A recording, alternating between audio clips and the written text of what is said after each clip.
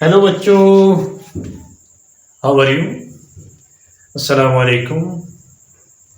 Class, जैसे मैं बोलूँ क्लास, आपने बोलना है यस सर। इससे होगा क्या? इससे आपको जो भी मैं पढ़ाऊँगा वो याद हो जाएगा, मैक्सिमम आपको याद हो जाएगा। और जो थोड़ा बहुत रह जाएगा बाद में आप एक बार रिवीजन करेंगे तो आपको वो अच्छे से क्लियर हो जाएगा। Class, good, yes sir. अच्छा, आज हम पढ़ेंगे सेकेंड ईयर की जो फेडरल की बुक है उसका चैप्टर नंबर 15 फार्माकोलॉजी। कि फार्माकोलॉजी क्या है, इसमें आप किसकी स्टडी करते हैं और ड्रग क्या होती हैं और ड्रग डिस्कवरी एंड डेवलपमेंट का प्रोसेस क्या है। अच्छा, अगर हम फार्माकोलॉजी की सिंपल डेफिनेशन की बात करें तो फार्माकोलॉजी क्या है? स्टडी ऑफ ड्रग्स,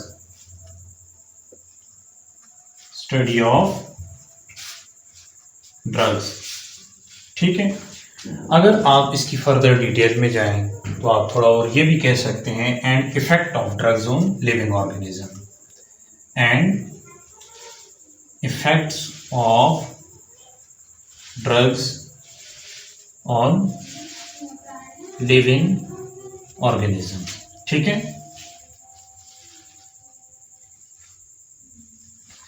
अच्छा, शॉर्ट फॉर्म में मैंने लिख लिया। फार्माकोलॉजी क्या है? Study of drugs and effect of drugs on living organism. अच्छा, यहां पर आपके पास वर्ड आया है ड्रग्स का, तो पहले तो आपको ड्रग्स के बारे में तो पता होना चाहिए ना, ये है क्या। अब देखें, हम ड्रग्स के बारे में लिखते हैं। ड्रग्स क्या है? ड्रग्स आपके पास कोई भी नेचुरल या सिंथेटिक सब्सटेंस जो आपके नॉर्मल बॉडी फंक्शन को चेंज कर दें, उन्हें ड्रग्स कहा जाता है। ठीक है, अब आम लोग क्या सोचते हैं ड्रग्स के मतलब वो नशावर चीज, वो अलग बात है। ड्रग्स आपके पास मेडिसिन भी ड्रग्स ही कहलाती है, एंटीबायोटिक्स भी ड्रग्स हैं, एंटीवायरल्स भी ड्रग्स हैं। एंटीबायोटिक्स जो बैक्टीरियल इन्फेक्शन को ट्रीट करती हैं, एंटीवायरल जो वायरस के इन्फेक्शन को ट्रीट करती हैं, वो सारे ड्रग्स हैं। अगर आप इसे एक खास लिमिट में यूज़ करेंगे तो ये आपके लिए यूज़फुल है, और अगर आप लिमिट से ज़्यादा यूज़ करेंगे तो फिर ये आपके लिए हार्मफुल है, यानी नुकसानदायक है, फिर इससे आपको नुकसान होगा। क्लास, अच्छा, अब ड्रग्स क्या है तो आप इसकी डेफिनेशन याद कर लें, नेचुरल और सिंथेटिक। नेचुरल मतलब जो कुदरती तौर पर आपको मिलते हैं, और सिंथेटिक जो लेबोरेटरी के अंदर प्रिपेयर किए हुए होते हैं। सब्सटेंसेस हैं आपके पास दैट अल्टर, मतलब चेंज कर देते हैं नॉर्मल बॉडी फंक्शन, तो ये आपके पास ड्रग्स हैं। ड्रग्स क्या है? नेचुरल और synthetic substances that alter normal body function, तो इन्हें आप ड्रग्स कहते हैं। अच्छा, अब कोई एक ड्रग मिला, आम लफ्जों में ऐसे सोच लें, कोई मेडिसिन मिली, दवाई मिली, तो क्या वो डायरेक्ट मार्केट में आ जाती है या उससे पहले कोई एक कंप्लीट प्रोसेस होता है जिसके बाद वो मार्केट में आती है? तो कभी भी कोई दवाई डायरेक्ट मार्केट में नहीं आती। अगर ऐसा होता तो क्या पता वो हार्मफुल हो आपके इम्यून सिस्टम के लिए और सैकड़ों लोग मर जाएं। तो इसके मार्केट में आने से पहले एक कंप्लीट प्रोसेस होता है जिसे drug discovery and development process कहते हैं। उसका नाम क्या होता है? Drug discovery. जब मैं बोलूं कि क्या होता है तो आपने साथ बोलना होता है, इससे आपको अच्छे से याद होता है। Drug discovery and development process.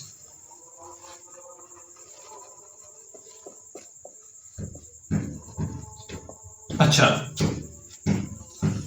अब ड्रग डिस्कवरी एंड डेवलपमेंट का जो प्रोसेस है ये एक मल्टी फेज प्रोसेस है। मल्टी फेज का मतलब कि ऐसा नहीं है कि इसके अंदर एक स्टेप है और उसके बाद जो भी आपने ड्रग डिस्कवर किया है वो सीधा मार्केट में आ जाता है, ऐसा नहीं होता। इसमें 4 बड़े फेजेस हैं। पहला नाम उसका बहुत आसान है, आपको इजीली याद हो जाएगा, ये ड्रग डिस्कवरी, यही पहले फेज का नाम है। पहले फेज का नाम फिर क्या है? Drug discovery. अच्छा, अब जो पहला फेज है ड्रग डिस्कवरी का, इसके अंदर आगे मजीद 4 सब फेजेस हैं। इसके अंदर आगे मजीद कितने सब फेजेस हैं? 4 सब फेजेस हैं। पहला है टारगेट आइडेंटिफिकेशन,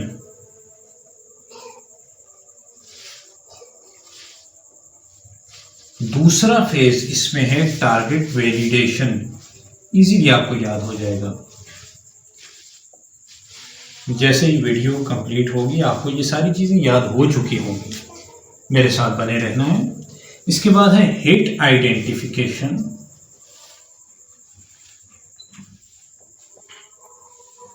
और इसमें लास्ट आपके पास जो सब फेज है, चौथा सब फेज है, वो है हिट टू लीड ऑप्टिमाइजेशन।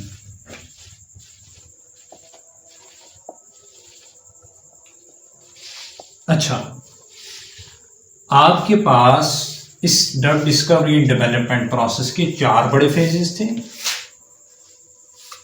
उनमें से पहला बड़ा फेज है ड्रग डिस्कवरी, इसमें आगे 4 सब फेजेस हैं, target identification, target validation, hit identification, hit to lead optimisation. याद करना बहुत आसान है, 2 टारगेट से शुरू हो रहे हैं और आखिरी 2 हिट है। अब ये हैं भी राइमिंग में, तो आपको इजीली याद हो जाते हैं। अच्छा, टारगेट आइडेंटिफिकेशन, पहले तो ये समझिए टारगेट है क्या जिसे आप आइडेंटिफाई करें।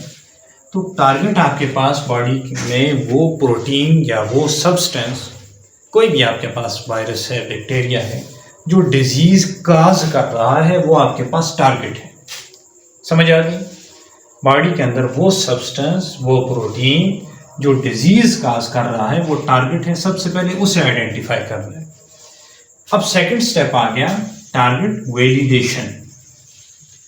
अब क्या करते हैं, आप एक्सपेरिमेंट्स की मदद से कंफर्म करते हैं कि जो आपने टारगेट सेलेक्ट किया है, मतलब ये वाला आपके पास जो सब्सटेंस है वो डिजीज काज कर रहा है, आपने जिसे सेलेक्ट किया है, एक्सपेरिमेंट की मदद से आप उस टारगेट को मॉड्यूलेट करते हैं, उसके अंदर थोड़ा रद्दोबदल करते हैं और आप कंफर्म करते हैं क्या यही है जो डिजीज काज कर रहा है।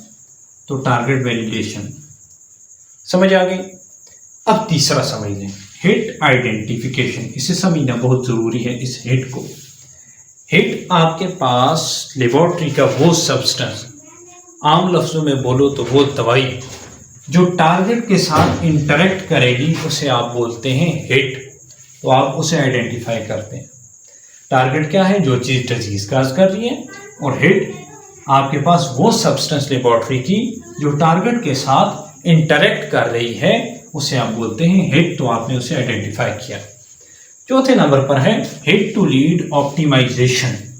इसमें आप क्या करते हैं, आपके पास जो हिट आ गई है उसे रिफाइन करते हैं ताकि उसकी एफिशिएंसी को और फार्माकोकाइनेटिक प्रॉपर्टीज को बढ़ाया जा सके। समझ आ गई? मतलब उसे मजीद बेहतर बनाया जाता है इस स्टेप के अंदर। अच्छा, अब दूसरा बड़ा आपके पास जो फेज है वो है, पहला आपके पास ड्रग डिस्कवरी, दूसरे है प्री क्लिनिकल डेवलपमेंट। ये आपके पास दूसरा बड़ा फेज है। अच्छा, जो प्री क्लिनिकल डेवलपमेंट का फेज है, तीसरे का नाम भी बहुत आसान है, मैं लिख देता हूं चारों के नाम। देखें, तीसरा बड़ा फेज है आपके पास, ये देखें प्री क्लिनिकल, यहां पर जस्ट क्लिनिकल है, क्लिनिकल डेवलपमेंट। आपके पास ये तीसरा बड़ा फेज है, और चौथा बड़ा फेज है आपके पास रेगुलेटरी रिव्यू। ये आपके पास चौथा बड़ा फेज है ड्रग डिस्कवरी एंड डेवलपमेंट का। अब इनके नाम बहुत इजी हो गए। देखें, पहला फेज है ड्रग डिस्कवरी, दूसरा प्री क्लिनिकल डेवलपमेंट यानी क्लिनिक में आने से पहले, तीसरा क्लिनिकल डेवलपमेंट। तो देखें ये भी इजीली याद हो जाता है। आखिरी रेगुलेटरी रिव्यू। अच्छा, अब पहला तो आपको ड्रग डिस्कवरी तो पूरा आ गया, हम लास्ट में 2 मिनट के अंदर सारा रिवाइज करेंगे और आपको आ जाएगा। अच्छा, प्री क्लिनिकल डेवलपमेंट में भी आपके पास आगे फर्दर 4 सब फेजेस हैं। इसमें कौन कौन से हैं? पहला फेज है इसमें आपके पास इन विट्रो स्टडीज। पहला कौन सा है? In vitro studies.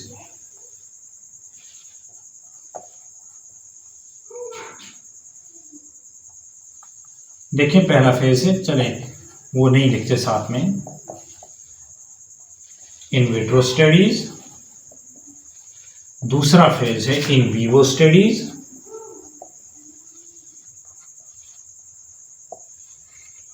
तीसरा फेज है आपके पास टॉक्सिकोलॉजिकल स्टडीज।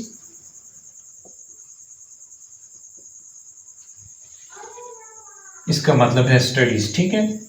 और आखिरी फेज है फॉर्मुलेशन डेवलपमेंट। आखिरी कौन सा है? Formulation development. ये 4 इसके फेजेस हैं और अभी मैं आपको बताऊंगा तो आपको बहुत इजीली आ जाएंगे। पहला फेज, दूसरा, तीसरा और ये लास्ट। अच्छा, इन विट्रो का मतलब है लैब के अंदर, यानी लिविंग ऑर्गेनिज्म से बाहर। लैब के अंदर आप जब स्टडी करते हैं, आपने वो वाला कंपाउंड जो उस डिजीज को ट्रीट कर रहा था, अब सबसे पहले आप प्री क्लिनिकल डेवलपमेंट में लैब के अंदर स्टडी करते हैं। आपने वो वाला सब्सटेंस लिया और लैब के अंदर आपने किसी भी सेल या टिश्यू पर उसे टेस्ट किया कि वाकई ही वो जो है ट्रीट कर रहा है या नहीं कर रहा। समझ आ गई? डायरेक्ट किसी इंसान को नहीं देते।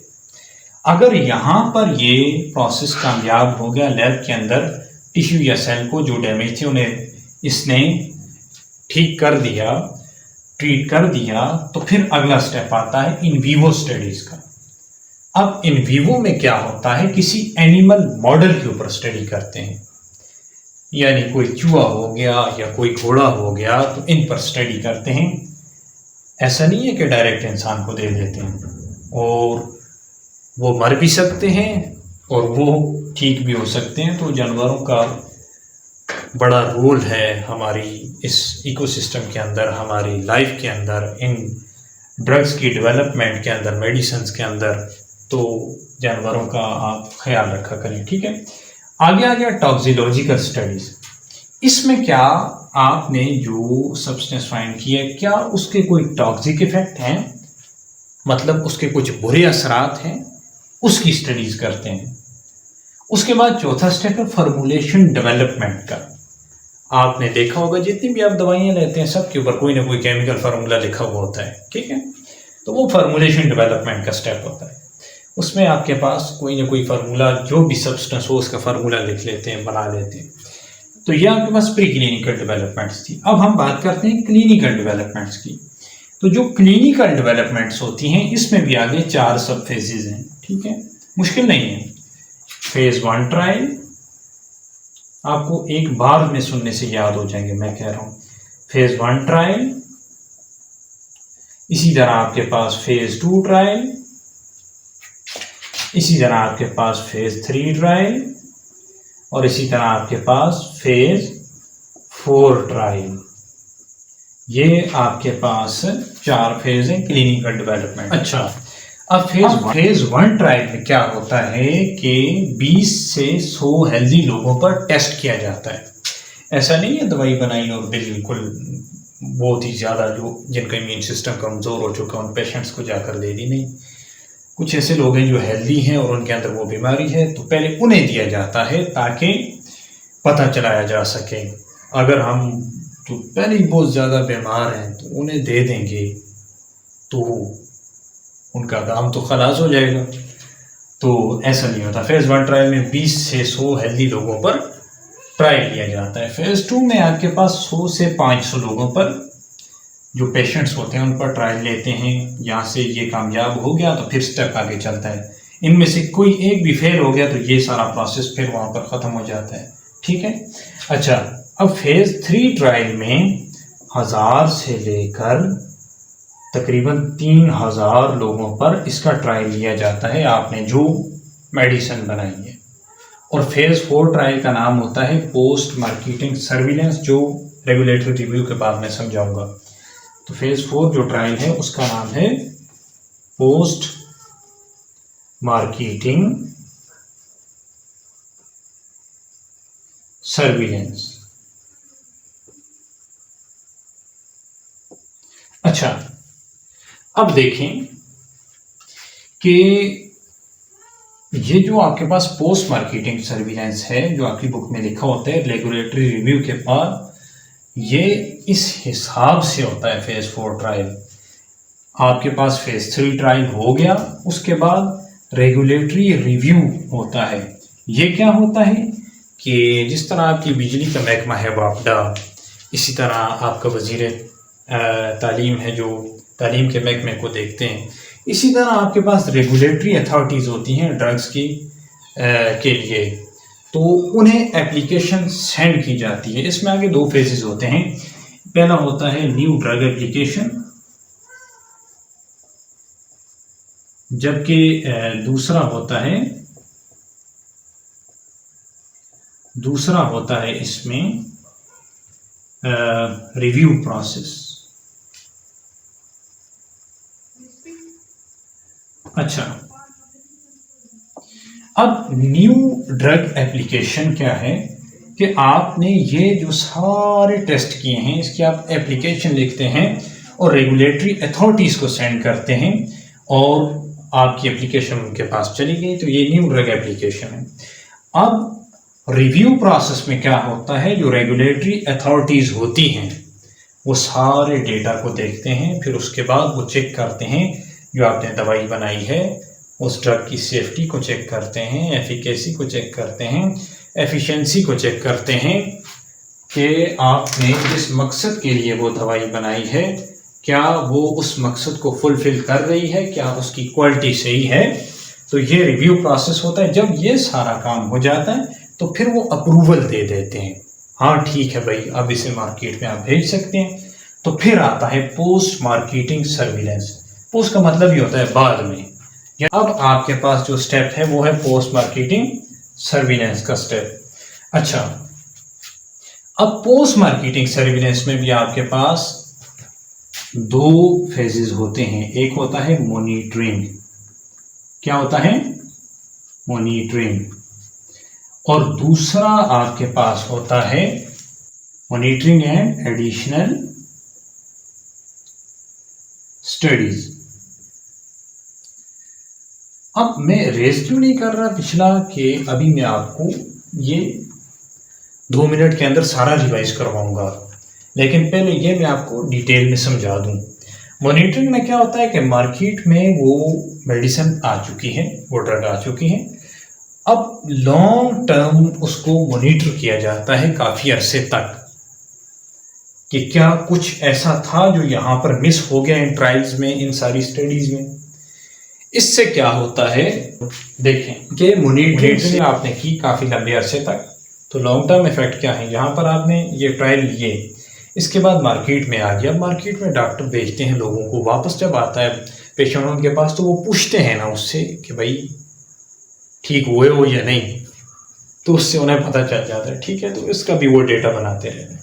अब एडिशनल स्टडीज़ क्या आ गई? एडिशनल स्टडीज़ में उसके एडिशनल यूजेस का पता चलता है, क्या कोई ऐसी चीज़ थी जो इन स्टडीज़ में रह गई है और ये ड्रग उसे भी ट्रीट कर रही है, तो एडिशनल यूजेस का पता चलता है और डोजेज एडजस्टमेंट का पता चलता है, कितनी कितनी खुराक लेनी चाहिए, वो आपके पास ये सारा प्रोसेस उसके बाद भी लगा रहता है, ठीक है।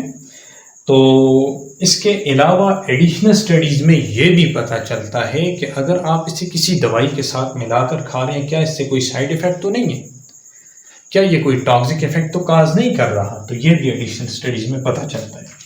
अच्छा, अब देखिए आपने जितना भी ये पढ़ा सारा, अभी हम 2 मिनट के अंदर इसे रिवाइज करते हैं और आपको सारा आ जाएगा। अच्छा बेटा, हमने पढ़ा फार्माकोलॉजी, तो आप अगर डिटेल में इसकी एक्सप्लेनेशन करेंगे या आप डिफिनेशन करेंगे तो आप कैसे बोलेंगे? It is the branch of biology that deal with the study of drugs and effect of drugs on living organism. तो आपके पास ये एक प्रॉपर डिफिनेशन है जो आपकी फेडरल की बुक के अंदर मौजूद है। समझ आ गई? इसके बाद आप देखते हैं ड्रग्स क्या हैं। तो ड्रग्स आपके पास नेचुरल या सिंथेटिक सब्सटेंस हैं जो नॉर्मल बॉडी फंक्शन को चेंज कर देते हैं। अल्टर का मतलब चेंज कर देते हैं। ठीक है, दवाई खाए कुछ ना कुछ तो चेंजेस आएंगे बॉडी के अंदर, ये बात। अब देखें, आपके पास ड्रग, मैंने पहले कहा कि इसका डायरेक्ट मार्केट के अंदर नहीं आ जाता, बल्कि एक कंप्लीट प्रोसेस होता है, इसकी डेवलपमेंट का प्रोसेस होता है, उसके बाद मार्केट में आता है। तो इस पूरे प्रोसेस को बोलते हैं drug discovery and development process. इसमें कितने फेजेस होते हैं? 4 फेजेस होते हैं। अभी क्या भी याद करो, बाद की बात छोड़ो, अभी ही करना है। अब देखें, पहला आपके पास यही बहुत आसान है, ड्रग डिस्कवरी। दूसरी है प्री क्लिनिकल डेवलपमेंट। तीसरा क्लिनिकल डेवलपमेंट। चौथा है रेगुलेटरी रिव्यू। बहुत easy, drug discovery, pre clinical development, clinical development, regulatory review. एक और बार आप आंखें बंद करके बोलो। अब आगे चलते हैं। ड्रग डिस्कवरी में आपने 4 फेजेस पढ़े। सब phases: target identification, target validation, hit identification, hit lead optimisation. जिस तरह वो अशार में रदीफ मिलते हैं, उस तरह ये आपके पास आखिरी वर्ड्स सेम सेम आ रहे हैं, मिलते जुलते हैं। तो ये एक शायरी का आपको उस हिसाब से एक तर्ज दे रहा है। ठीक है। अच्छा, टारगेट आइडेंटिफिकेशन क्या है कि आपकी बॉडी के अंदर वो प्रोटीन या सब्सटेंस जो डिजीज काज कर रहे हैं, आपने उसे आइडेंटिफाई किया, ये टारगेट आइडेंटिफिकेशन है। टारगेट वैलिडेशन क्या है? आपने एक्सपेरिमेंट्स की मदद से टारगेट को मॉड्यूलेट किया और कंफर्म किया क्या यही है जो वो डिजीज काज कर रहा है, तो ये टारगेट वैलिडेशन है। हिट आइडेंटिफिकेशन क्या है? आपकी लेबोरेटरी का वो वाला कंपाउंड या वो सब्सटेंस जो टारगेट के साथ इंटरेक्ट कर रहा है वो हिट है, मतलब वो दवाई जो टारगेट के साथ इंटरेक्ट कर रही है। हिट टू लीड ऑप्टिमाइजेशन क्या है? आप उसको रिफाइन करते हैं, आपके पास जो हिट आ गई है, ताकि उसकी मजीद एफिकेसी को बढ़ाया जा सके, उसके मजीद इफेक्ट्स को जो है वो फार्माकोकाइनेटिक्स इफेक्ट्स को इंक्रीज किया जा सके। अच्छा, अब आपके पास दूसरा बड़ा फेज है प्री क्लिनिकल डेवलपमेंट का। इसमें भी 4 सब फेज है: in vitro studies, in vivo studies, toxicological studies, formulation development. In vitro में आप लैब के अंदर टेस्ट करते हैं और किसी सेल या टिश्यू पर आपके पास जो हिट आ गई है, क्या वो उसे ट्रीट कर रही है? अगर कर रही है तो फिर अगला स्टेप आ जाता है इन विवो स्टडीज। किसी एनिमल मॉडल पर, जैसे आपके पास घोड़ा हो गया, चूहा हो गया, उन पर टेस्ट करते हैं। उसके बाद क्या है, टॉक्सिकोलॉजिकल स्टडीज में उसके टॉक्सिक इफेक्ट की स्टडी करते हैं, और फॉर्मुलेशन डेवलपमेंट में केमिकल फार्मूला डेवलप हो जाता है। ठीक है। अच्छा, अब आगे क्लिनिकल डेवलपमेंट। क्लिनिकल डेवलपमेंट में आपके पास 4 फेजेस हैं: phase 1 trial, phase 2 trial, phase 3 trial, phase 4 trial. Phase 1 trial में 20 से 100 हेल्दी लोगों पर टेस्ट करते हैं। 2 में 100 से 500, जो आपके पास 500 तक पेशेंट्स पर टेस्ट करते हैं। फेज 3 में तकरीबन 1000 से 3000 पेशेंट पर टेस्ट करते हैं।